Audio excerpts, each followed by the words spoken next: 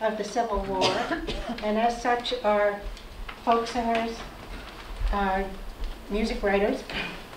We're very taken by George Root, who grew up in Sheffield, Mass, in the western part of the state, where they live, and eventually they managed to meet George Root's great-great-granddaughter, who's here with us tonight. George Root moved to North Reading and spent much of his life here, and he became the rock star of the Civil War era of the last half of the century.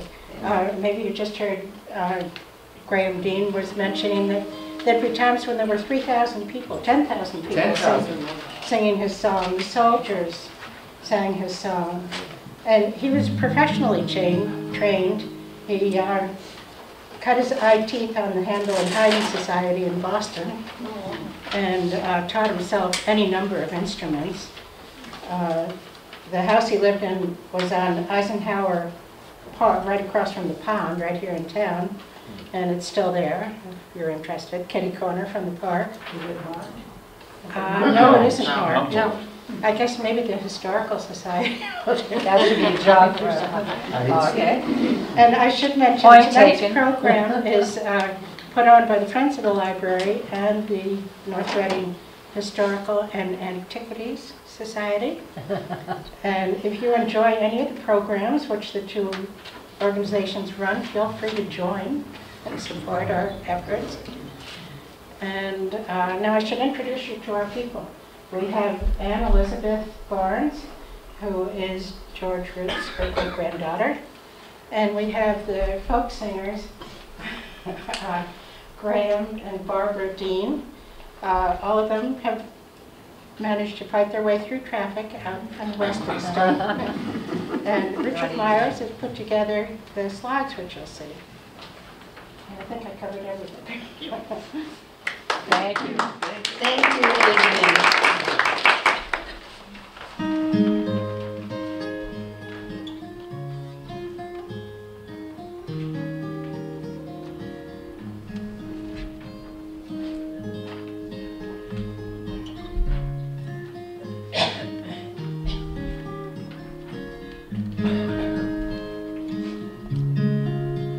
George Frederick Root, Civil War songwriter, compiler of songbooks, cultural phenomenon, and at one time, the most popular songwriter in America. George Frederick Root was a man whose life and work became defined by the Civil War. His song, The Battle Cry of Freedom, became perhaps the most universally sung patriotic song throughout the war years. The function of music in the Civil War is difficult for us to imagine today. People communicated through song, expressed their emotions, and sang of their joys and sorrows.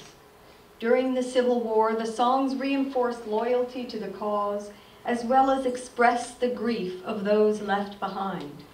The songs became an actual part of the events of the Civil War. Perhaps without the war, George would have become a well-respected musician known for writing popular music, respected for his traveling music schools and possibly a few of his cantatas, his music eventually fading into the past. Instead, he was catapulted to the forefront of fame, his songs rallying the soldiers, giving hope to prisoners, and giving solace and comfort to those at home. His songs became synonymous with the war years and are still sung at countless memorial occasions today. Here is a man whose destiny put him in the right place at the right time for his strengths to blossom and shine into the world. Here was a man able to respond to the needs of the times, and for that he is remembered today. I am his great-great-granddaughter and live in the Berkshire Hills of Massachusetts, a few miles from where he was born. And I'm thrilled to be here telling this story. It's so exciting, in a place where he had real relevance. So George Frederick Root was born to Frederick Ferdinand and Sarah Flint Root in Sheffield, Massachusetts on August 30th, 1820, the first of 8 children. From his autobiography, The Story of a Musical Life, we learn that he loved music. from an early age, rarely falling asleep to his mother's lullabies, rather staring wide-eyed at her face until she had finished singing. When he was 6 years old, the family moved to North Reading, to Willow Farm, to be near his mother's family, the Flints. There he spent his childhood and youth, teaching himself, among other things, to play 13 different musical instruments. His dream was to become a musician. It was an occupation that was not considered quite respectable in the 1800s. His mother, however, encouraged him to follow his dreams, even though her husband was working in Argentina for most of the year, and it was a true sacrifice for her to let her oldest son go. It was as though she were able to see the trajectory that his life would take. And so when he was 18, in 1838, George went to Boston to fill a position as assistant to a choir master. He understood his mother's sacrifice, and this shaped his life for years to come. At that time, music, especially group singing, was an integral part of the social life of villages, towns, and cities. People sang as a matter of course, in school, in church, on public occasions. Choirs, choruses, community sings were a way for people to get together and be a part of something greater. George was captivated by songs he called the people's music, simple, sweet music that goes straight to the heart. He realized that most people preferred simple music that they could learn quickly and easily. In 1845, when he was 25, he married Mary Olive Woodman, who had been a member of his choir, and he'd met her in Boston. And together they moved to New York City, where George was to teach singing in a variety of educational institutions, including Rutgers Female Institute, the Union Theological Seminary, and the New York Institution for the Blind. His first songs emulated those of Stephen Foster, whose gift for composing memorable songs was legend. George focused on writing songs for the folks at home to sing, as well as more complex cantatas, which are similar to today's musicals. He was instrumental in setting up traveling music schools, or what were called normals, in towns across the states, and music conventions in larger cities. He traveled west as far as Ohio, Illinois, and Wisconsin, teaching teachers how to teach singing, as well as large groups of people to perform in choruses and in his cantatas. During the years just before the war, George went more among the people of the country, teaching musical conventions. He learned from the people that he taught. While traveling in the South through Mississippi River towns for a 4-week session called the Southern Musical Institute, he visited African American churches, where most of the congregations were slaves. He reported that he was more affected by their strong and mellow soul music and their solemn, humble singing than he had been in any comparable experience he could remember. And then the first rumblings of war between the states deeply disturbed the nation. In response, George tried to write songs that would elevate the mind and heart. The Shining Shore touched the tenderest chords of people's hearts. And then in 1854, There's Music in the Air was published, with words by Fanny Crosby, a blind poet who wrote many of the words to George's music.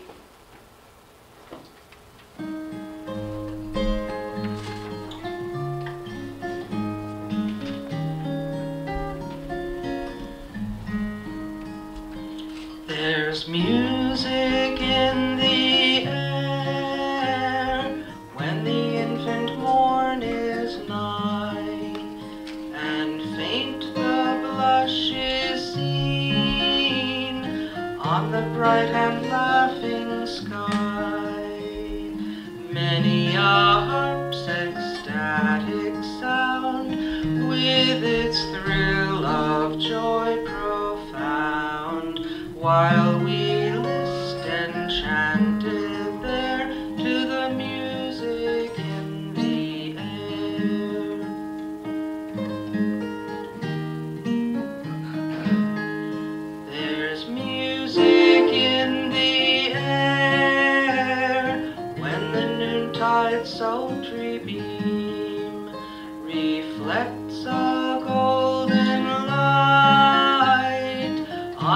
distant mountain stream, when beneath some grateful shade sorrow's aching head is laid. Sweetly to the spirit there comes the music in the air.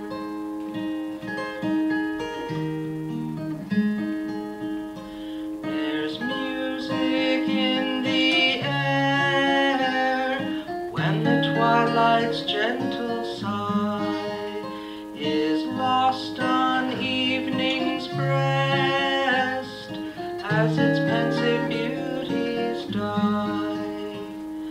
Then, oh then, the loved one's gone, wake the pure celestial song. Angel voices greet us there in the music of the air.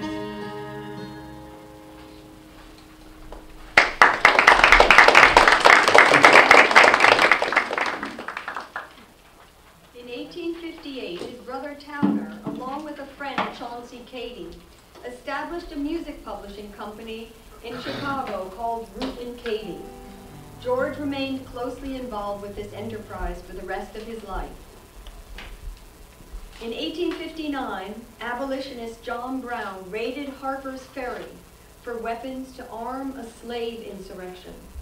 He was successful in capturing the federal arsenal, but many people died. Robert E. Lee's army took it back, and John Brown was hanged. This raid made the South realize it would have to secede from the Union in order to protect itself and its right to own slaves. In the presidential election of 1860, Republicans, led by Abraham Lincoln, opposed expanding slavery into the United States territories. Lincoln won, but before his inauguration on March 1st, 1861, 7 cotton-based slave states seceded from the Union and formed the Confederacy.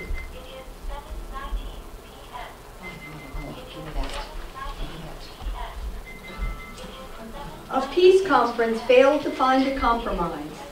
Both sides prepared for war.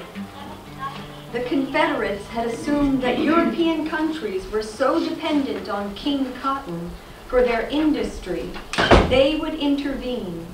However, not one European country did, and none recognized the new Confederate States of America.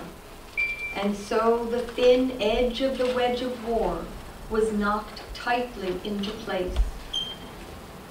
By April of 1861, the tensions between Washington and the Confederate States had escalated to such a point that on April 12th, Confederate troops fired the first shot at the Union soldiers stationed at Fort Sumter off the coast of Charleston, South Carolina, and thus war was declared. George wrote a song the next day in response to this momentous and tragic event. "The first gun is fired, may God protect the right," was his first war song written expressly for the troops. The first gun is fired.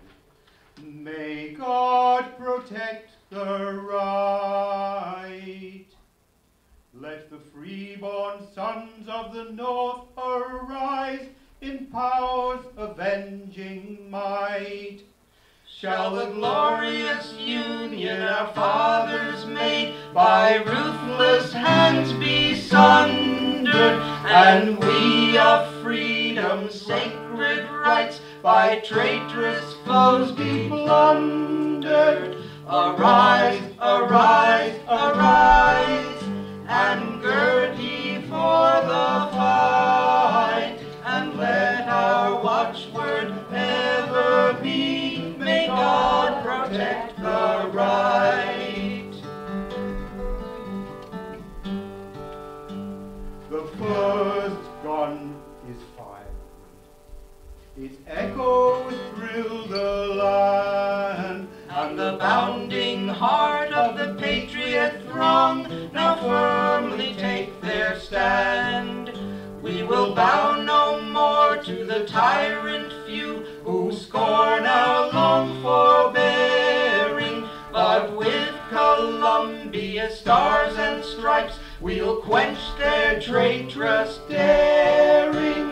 Arise, arise, arise, and gird ye for the fight, and let our watchword ever be, may God protect the right. The first gun is fired. Oh, heed the signal well, And the thunder tone as it rolls along shall sound oppression's knell. For the arm of freedom is mighty still, its strength shall fail us never. That strength we give to our righteous cause and our glorious land forever. Arise, arise, arise, and gird ye for the fight, and let our watchword ever be, may God protect the right.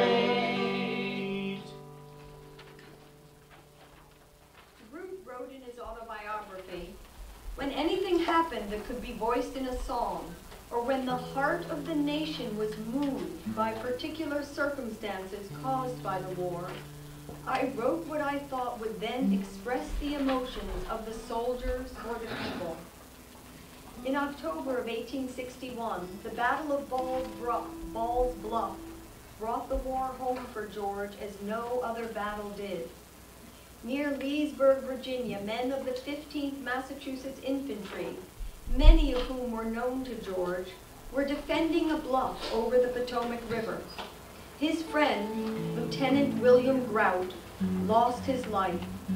Henry Washburn, a neighbor of the Grouts, wrote a poem, "The Vacant Chair," in his memory, and George set it to music. This song came to symbolize the many thousands of losses in southern homes as well as in northern. The heart of the nation was moved.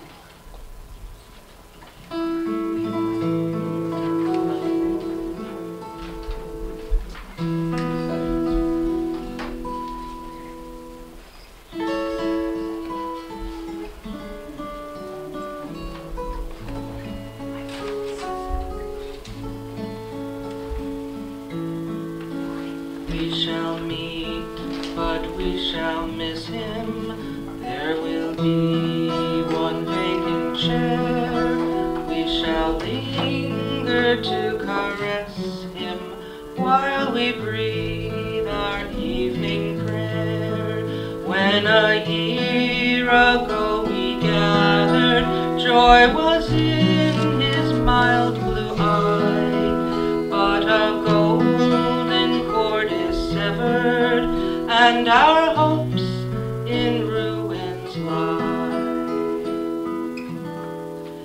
At our fireside, sad and lonely, often will the bosom swell at remembrance of the story, how our noble Willie fell, how he strove to bear our banner through the thickest of the fight, and uphold our country's honor in the strength of manhood's might.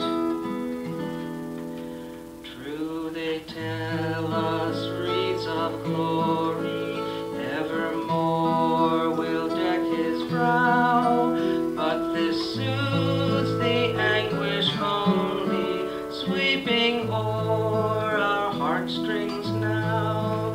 Sleep today, O early fallen, in thy green and narrow bed. Dirges from the pine and cypress mingle with the tears we shed.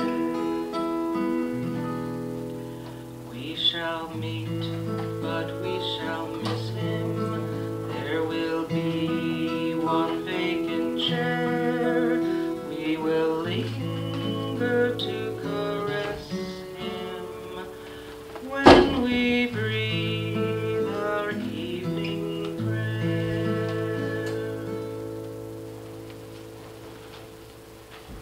In 1862, the country needed a rallying song to inspire more men to join the troops, something equivalent to a national anthem. The Union troops were demoralized by losses and needed fortification. President Lincoln called for 300,000 more men to join the troops. In George's own words, "I heard President Lincoln's second call for troops one afternoon, and immediately a song started in my mind. Words and music together. Yes, we'll rally round the flag, boys, we'll rally once again, shouting the battle cry of freedom." The song captured the spirit of the moment, urgency, patriotism, and the need to act. The battle cry of freedom became a part of the Civil War, American history, and the American lexicon. The Lombard brothers, famous singers of the time, are best known for their rendition of the battle cry of freedom, which they sang for over 30 years.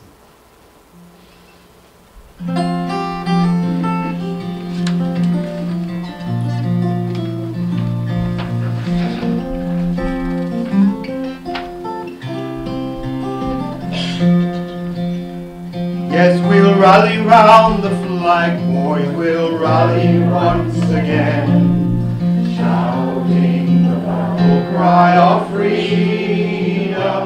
We will rally from the hillside, we'll gather from the plain, shouting the battle cry of freedom.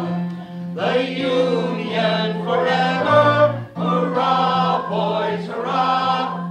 Down with the traitor and up with the star, while we rally round the flag, boys, rally once again, shouting the battle cry of freedom.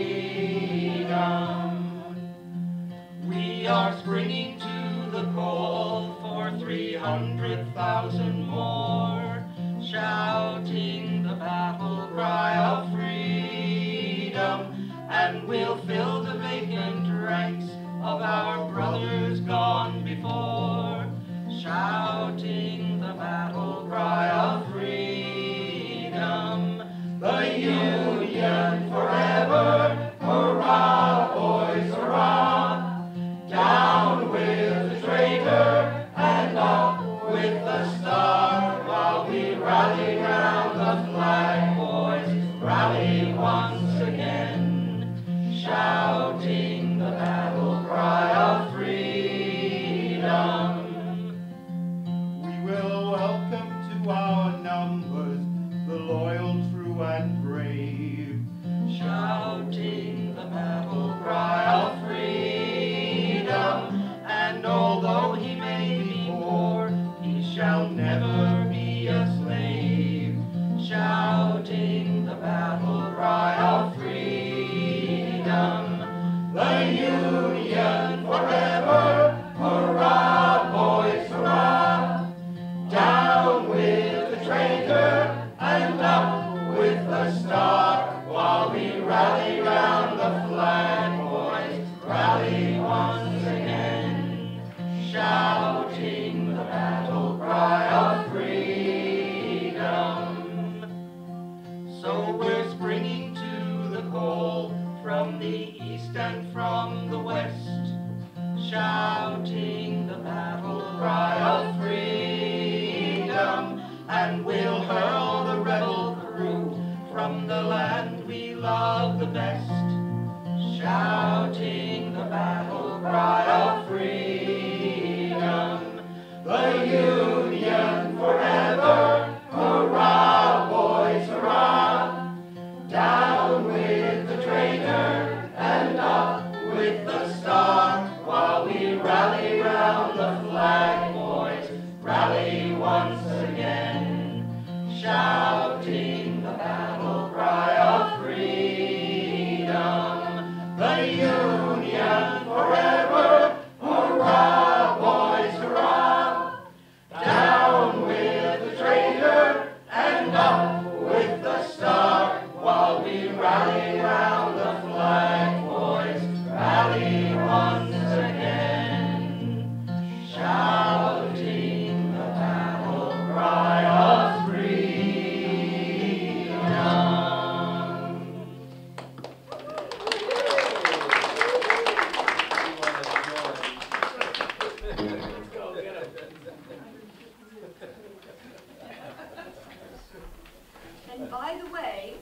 H. Barnes, no relation to me, a Confederate, feeling the need for a rousing war song, took the melody from the battle cry of freedom and put his own Confederate words to it.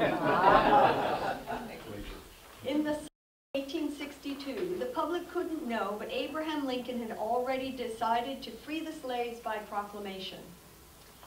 George Root and Chauncey Cady were two names on a petition to the president to emancipate the slaves via decree. Lincoln told his cabinet about this decision, and on July 22nd, told his decision about the Emancipation Proclamation on July 22nd, and that he was looking for the right moment to make the announcement public. The victory of the Battle of Antietam in September of 1862 was that moment. For many, this announcement shifted the purpose of the war from that of preserving the Union to that of freeing the slaves. One song Root chose to write in response to this was, "Call 'em names, Jeff." This was a reference to the effort of the armies of Jefferson Davis to create dissent among the Union soldiers by calling them all abolitionists. Now, not all Union soldiers considered themselves abolitionists, so George wrote this song to unite the Union behind the Emancipation Proclamation. Said Beauregard to Lee and Jeff, those Yankee sons of thunder will scatter us from right to left or cause us to knock under, unless we find some other way of meeting their advances. We've made up faces now so long, they do not mind our glances. Ha ha, ha ha, ha ha, ha. They do not, ha ha, ha ha, ha. They do not mind our glances.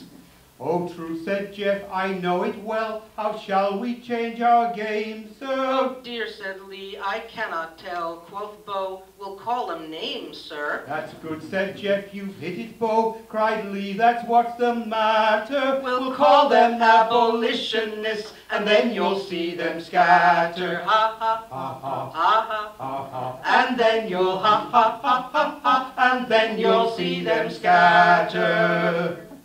They rubbed their traitor hands in glee and issued stringent orders signed by the polite Beauregard that henceforth through their borders the only word that should be used to name the Yankee soldier should be an abolitionist, and then they strutted bolder. Ha ha, Ha ha, ha ha, ha ha. and then they ha ha ha ha ha, and then they strutted bolder. They really thought that calling names had strengthened their position, when all their sneaking curs up north ran yelping abolition. But soon we made the traitors know 'twas something else the matter. The more they abolition howled, the more we did not scatter. Ha ha, Ha ha, ha ha, ha ha. the more we ha ha ha ha ha, the more we did not scatter. We take the name you gave us, Beau, we mean to make it true, sir. We'll first abolish slavery's power, and then Abolish you, sir. You thought we'd guard your slaves, Jeff, and keep them raising corn, sir. To feed the traitor horde you lead, we'll do it in a horn, sir. Ha ha, Ha ha, ha ha, ha ha. we'll do it, ha ha ha ha ha, we'll do it in a horn, sir. We'll free your blacks and fight your whites and dig for traitors' graves, sir, until there's not in all the land a traitor or a slave, sir. When that is done, we'll home return, the home to us so dear, sir, and soundly kick and cuff the curs now barking in our rear, sir. Ha ha, Ha ha, ha ha, ha ha. now barking, ha ha ha ha ha, now barking in our rear, sir.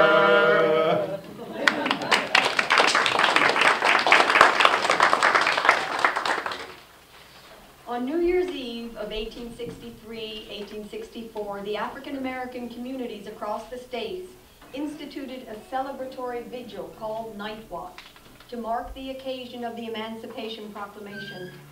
There were celebrations throughout the northern states, full of song and jubilation. The Night Watch celebration continues to this day.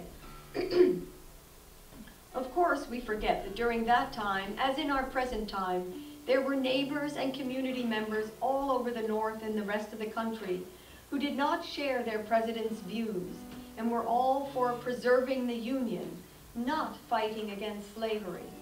They were called Copperheads. They maintained that the Emancipation Proclamation was unconstitutional, and in turn, they were accused of undermining the war effort. If you've ever heard any of that in the recent time. It is vital to mention that after the Emancipation Proclamation, black regiments were formed by the hundreds, and the famous 54th Massachusetts Volunteer Infantry Regiment, the first black regiment raised in the North, mustered in Massachusetts. Their story was made famous in the award-winning film Glory. By the end of the war, over 180,000 black soldiers had fought in the war, a majority of them emancipated slaves. Their participation is seen as turning the tide of the war. Traveling minstrel singers, especially the Christie minstrel singers and the Hutchinson family singers, were responsible also for the spread of root songs. They sang all over the country as a kind of communication about the sentiments towards the events of the war. The songs were sung in army camps, on the battlefield, at rallies, at evening entertainment, and at meetings, wherever song was called for. During the war, the firm of Root and Cady prospered not only from the sale of sheet music and books, but also from the sale of musical instruments. Every battalion had their own band. Music was essential for the morale of the soldiers, so musical instruments were a must. News of the awful state of the prison camps came back to the folks at home. Stories of starvation and loss of hope. George was moved to write, "Tramp, tramp, tramp, the boys are marching, the prisoners' hope." The words, "In a prison cell I sit," gave hope to the prisoners of war who were languishing in southern jails, out of touch with the Union Army, their families, their friends, and their country.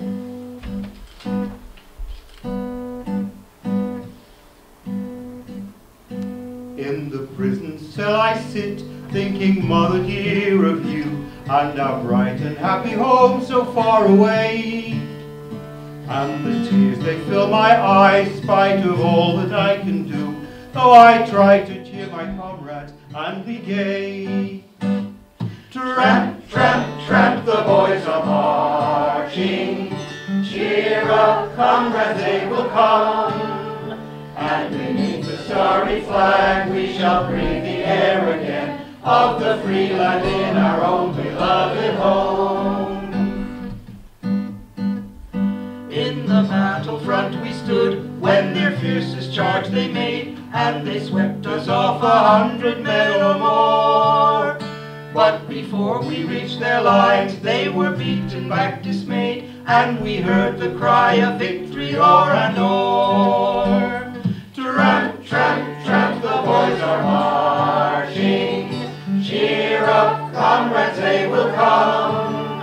And beneath the starry flag we shall breathe the air again of the free land in our own beloved home.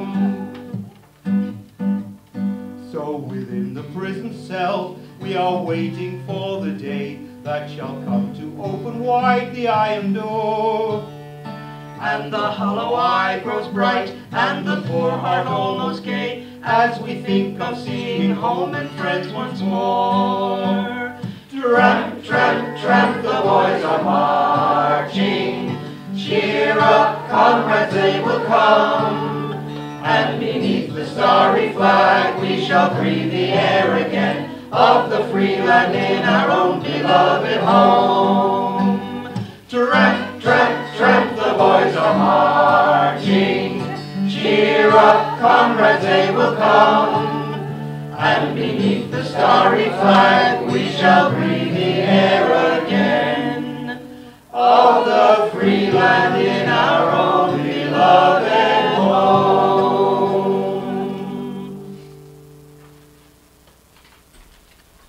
In July of 1863, Robert E. Lee's Confederate armies were defeated at the Battle of Gettysburg. Finally, the success of the Union soldiers, bolstered by the many new black regiments, began to turn the war around. George wrote many songs in response to battles, public sentiment, and to rally the soldiers in the last months of the war. During this time, President Lincoln was up for re-election.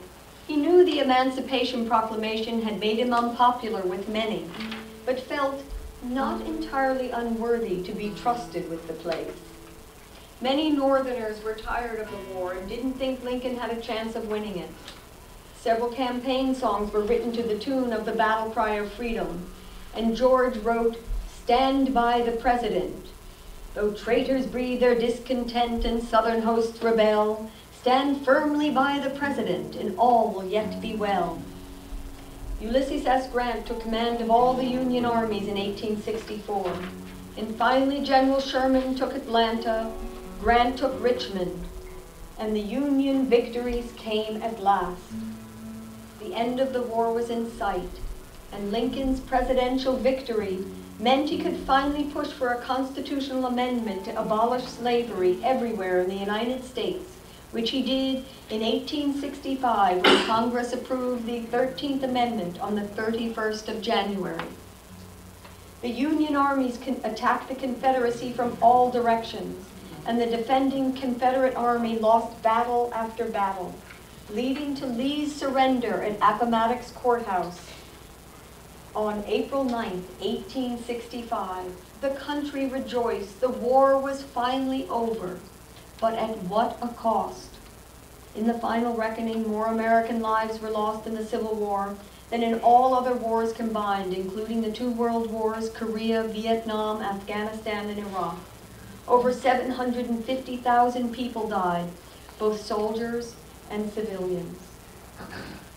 Then, a few days after, the terrible news came of the assassination of President Lincoln.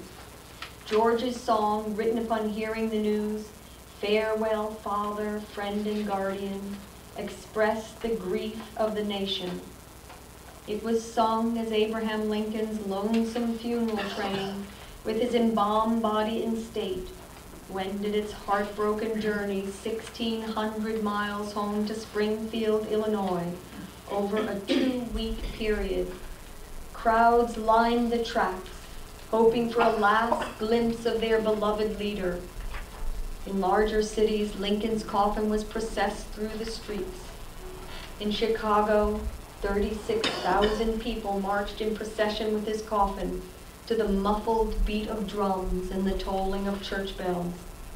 The song mingled the people's grief for their president with their own grief over the loss of their loved ones.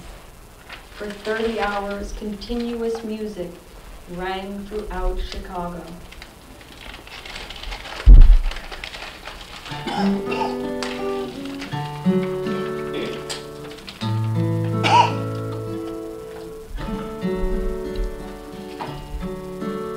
All our land is draped in mourning, hearts are bowed and strong men weep, for our loved, our noble leader sleeps his last, his dreamless sleep. Gone forever, fallen by a traitor's hand, though preserved his dearest treasure, our redeemed, beloved land. Farewell, Father, friend and guardian, thou hast joined the martyr band, but thy glorious work remaineth, our redeemed, beloved land. Through our night of bloody struggle, ever dauntless, firm and true, bravely, gently forth he led us, till the morn burst on our view, till he saw the day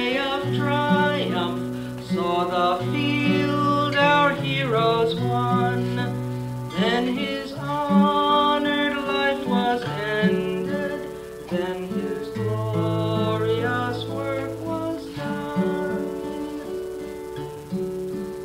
Farewell, Father, friend and guardian, thou hast joined the martyr band, but thy glorious work remaineth, our redeemed, beloved land. When from mountain, hill, and valley to their homes our brave boys come, when with welcome notes we greet them, song and cheer and pealing drum. When we miss our loved ones fallen, when to weep we turn aside, then for him our tears shall mingle. He has suffered, he has died. Farewell, Father, friend and guardian, thou hast joined the martyr band, but thy glorious work remaineth, our redeemed, beloved land. Honored leader, long and fondly shall thy memory cherished be. Hearts shall bless thee for their freedom, hearts unborn shall sigh for thee. He who gave thee might and wisdom, gave thy spirit sweet release. Farewell, Father, friend and guardian, rest forever, rest in peace. Farewell, Father, friend and guardian, thou hast joined the martyr band, but thy glorious work remaineth, our redeemed, beloved land.